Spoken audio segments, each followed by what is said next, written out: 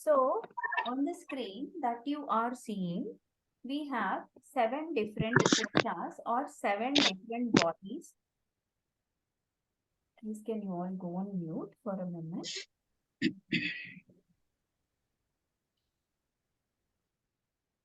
Okay. So you see 7 different koshas on the screen. And then these koshas or, bodies are nothing but the physical body that you are seeing, and in parallel, there are 6 other bodies also. The very first body we see this is called physical body, also called Annamaya Kosha. Okay. And this body is driven by anything solid that we are eating. Okay. And the color of this body is red. Meaning the auric color of this body is red. And now you may ask, what is aura? Aura is the reflection of your energy around you. It could last from 1 to 5 feet, or for rishis, yogis, munis, it will last to kilometers. Okay.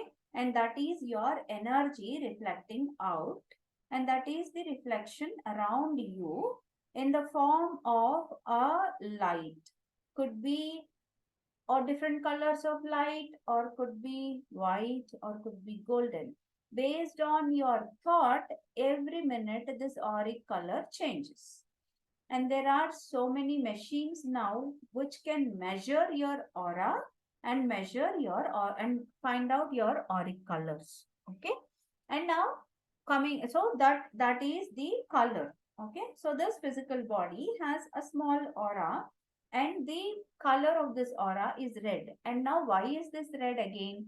We have a chakra which is situated at Mooladhara, meaning the root or the base of your spine. Ideally, this chakra situates in between your genital organs. There is a soft tissue in between your genital organs.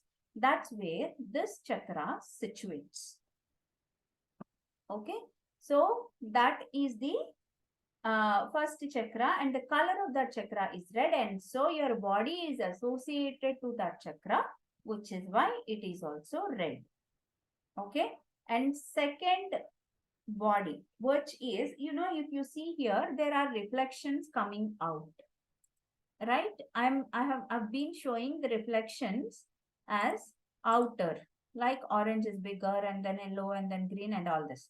These are all outside. Ideally, what happens is these bodies are inside, like this, like this, like this, like this, and go to a spark. But to reflect, they will show it like this outside. Okay. So the second body is called etheric body or pranamaya kosha.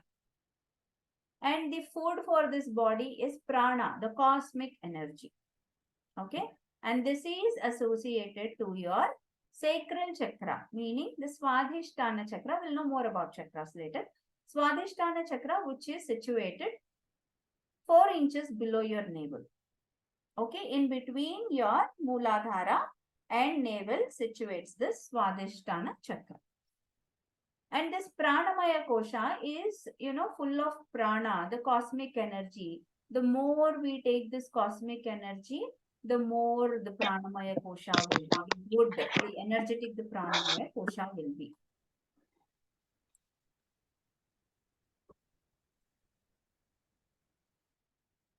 Okay.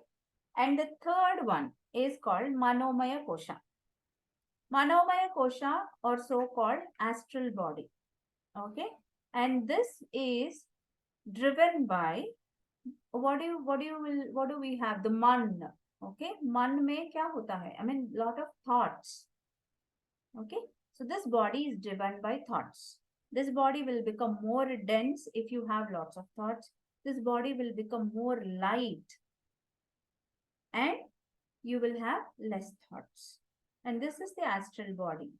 And the color of this body is yellow. And this is associated to your Manipura chakra, which is your navel. So if you see, if there is any astral body travels, astral traveling will happen through this body. Okay, because it is associated with thought. When you think that I want to go there, I want to see something, and if you sleep, if you put that intention into your astral body and sleep, you will definitely go there and see what's happening. Okay. And because you have released a strong thought into your manomaya kosha, and that thought is, that is the body that actually does the astral travel, and that is connected to your navel. And there is a silver cord connection between this astral body and, can you please go on mute?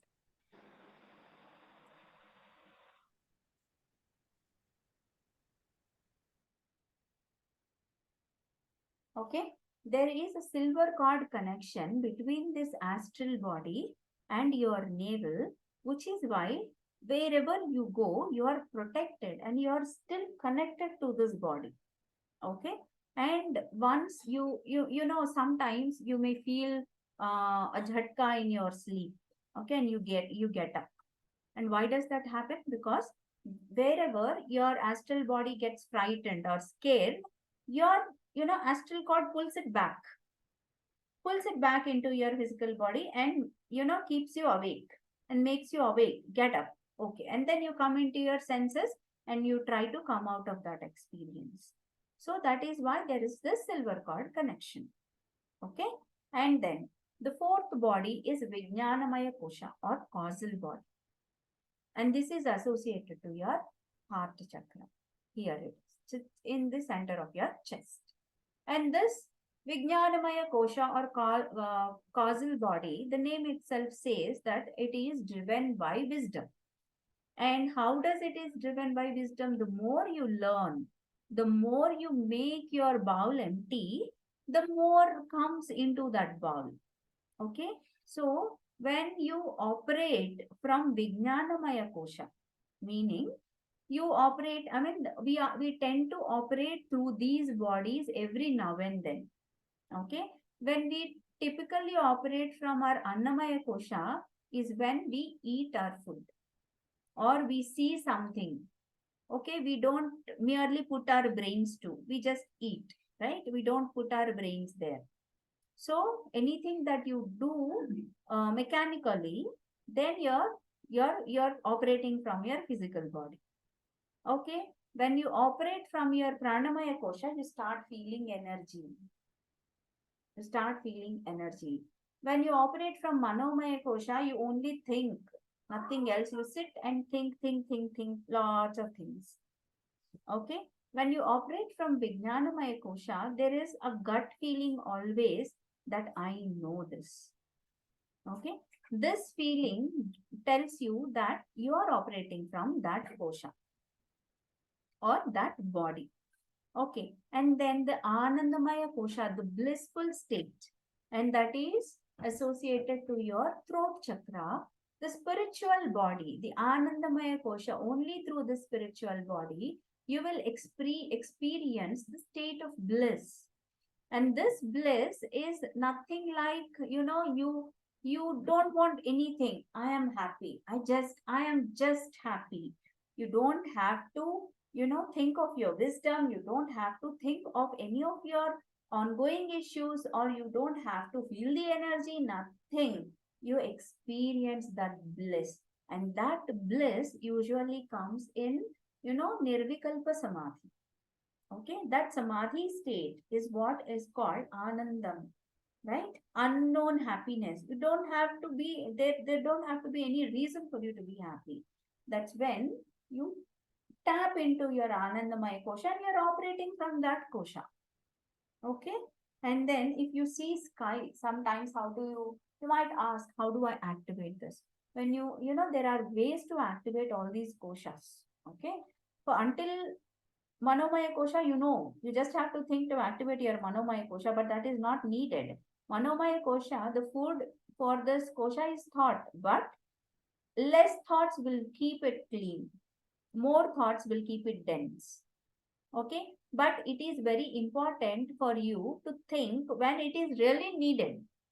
Okay, so when you have to, if you have to plan a travel, then you will have to think like, how do I book my tickets? How do I plan my travel, where do I go, all these things, how do I pack my bags, where do I land, and from there, how do I go, and all those things, you have a plan. For the plan to be created, you use this Manomaya Kosha. That is the thoughtful state. That is where your thoughts are really needed. Okay, so this is that kosha. Okay, and then the Anandamaya Kosha is when you experience the bliss for no reason. You may be watching the sky, and for no reason you may be feeling lot of happiness. You may be watching green paddy fields, or you may be watching or standing amid of a beautiful garden. Then you will feel automatically happy without any reason.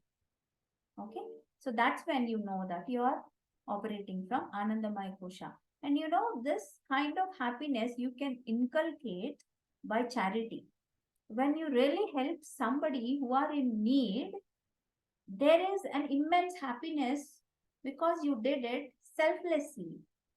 Okay, so then your heart chakra expands, triggering your Anandamaya Kosha in your throat, and then you will feel happy. This is a subtle thing that you, if you keep on observing, you will know how am I feeling happy. And then this blissful state without no reason can also be attained through your meditations. Okay, and the sixth one, Vishwamaya Kosha, cosmic body. This body is very important, through which we connect to the other dimensions. This chakra, the third eye chakra, is associated to this body. So, usually, when you feel connected to the rest of the universe, like you know that you can talk to anybody in the universe just like this. Okay, you're connected to the universe, so much connected that you can manifest things like this. You can manifest anything that you want like this. That's when you're operating from this body. And what blocks from this body is your thought here, because there is no clarity of thought. Ideally, people say that you work on third eye, work on third eye, work on third eye. But if you work on third eye alone without activating the lower chakras, or without working on the lower chakras, this third eye opening will create lots of disturbance in your cosmic body. So that's when you feel negative energies also. Okay, and positive energies also. Everything is energy. But you know, you feel weird. Okay, you will definitely feel weird, and you don't attract the right things, and your thoughts are not in the direction. You will be ruthless. Okay, there is no proper direction. You will know that okay, this chakra is active for most of the people, I know, but the lower three chakras are misaligned, they are not aligned. Then this opening of this chakra is of no meaning. It doesn't work as it is supposed to work. It should must give good intuition, but it is not giving the right intuition. It must give proper direction. It is not giving the proper direction. That typically means your cosmic body is getting disturbed. It's already disturbed, and which is why your third eye is disturbed, which is why your life is also disturbed. Okay, and that is this third eye or Vishwamaya Kosha. And the food for this Vishwamaya Kosha is light. Okay, the Anandamaya Kosha, it is bliss. Vijnanamaya Kosha, wisdom. Manomaya Kosha, thought. Pranamaya Kosha, energy. And this is light. Okay, and the last one is attained only by a very few people, called Nirvanamaya Kosha or Nirvanic body. And this is, connected to your crown. And when this chakra or the crown chakra is activated, or when you operate from your Nirvanamaya Kosha, you will live a parallel life with all the rishis, munis out there who are, you can't see them. You can travel between the dimensions. Okay, and you know that there are so many dimensions around, and You can just tap into it just like this. And you can talk to everybody in those dimensions, and they are not out there. They are just parallelly coexisting along with us. And you see them just like this, and then talk to them, tap into them, and come back, go into whichever dimension you want and come back. And this is nothing but the moksha. Okay. And that is where, that is the state of moksha, which is where you know that, there is no difference in this universe. There is nothing in this universe, or the enlightenment state. You can call it as enlightenment state rather than moksha. So enlightenment state, this is all one.